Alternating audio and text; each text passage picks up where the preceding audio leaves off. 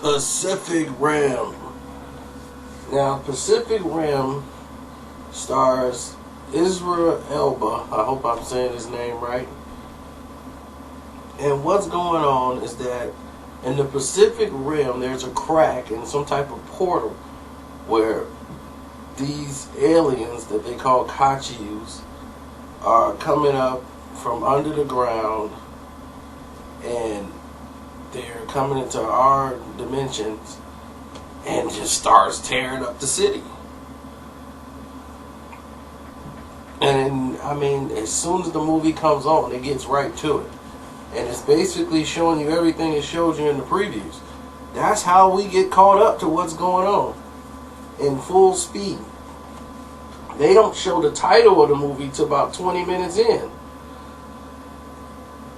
So, all of a sudden, you know, these things are starting to increase their attack, and it take a lot of our firepower to kill them. So we decided to come up with a plan to start building robots that's big enough to challenge these things.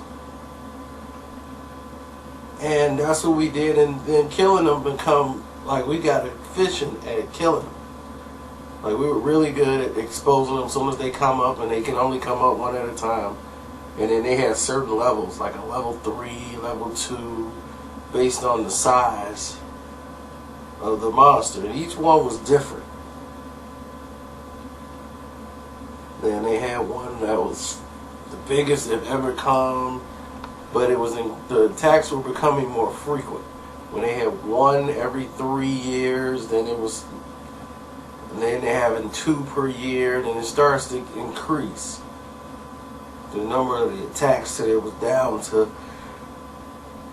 actual minutes. But it was interesting because this is I don't know if you guys are familiar with the Japanimation series Evangelion. This is a complete ripoff of Evangelion, where they had to get the mental capacity of the person to guide the suit. This is a complete ripoff of the script, where they had these kids who basically in the Japanimation movie controls these ships, but the ships are actually alive in Evangelion.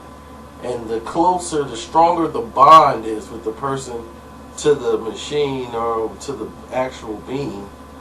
When Evangelion, like, that was flesh. Like, it was actually alive. And this one is just a machine, but it's the same theory. It's the stronger the bond is, because your brain is going to be connected to this machine. So anything or any damage the machine takes, it's like you're taking it mentally, because you're connected to this machine.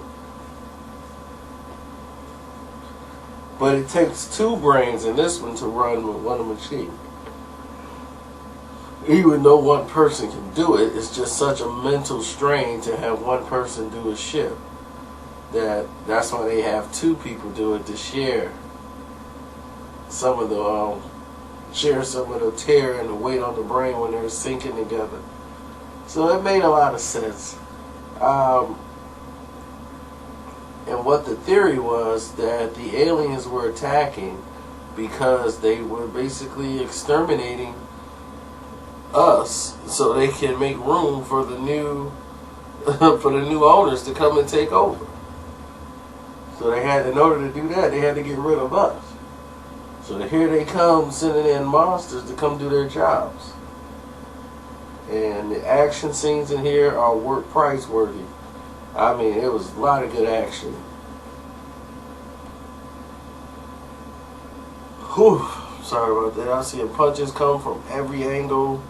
I've seen all kind of weaponry. I've seen different type of things happening in this movie. This movie is definitely 4 stars. Hands down. I don't know about a sequel to this, but this is a great, great movie. And it was shot very well digitally. You know, normally when they make movies like this, I say, well, okay, it's going to be too much CGI and this and that. But this is a 4-star movie, even though it's surviving Charlie Day. Charlie Day plays Charlie Day again. And he's the kind of guy you can deal with in doses. You can't deal with a full Charlie Day. You know? It's just, he's just too over the top. And his character, I wanted to die in the first 2 minutes of the thing going on. But I get it, and it was exciting, and I can't wait to probably see it again. So please go out and see Pacific Rim.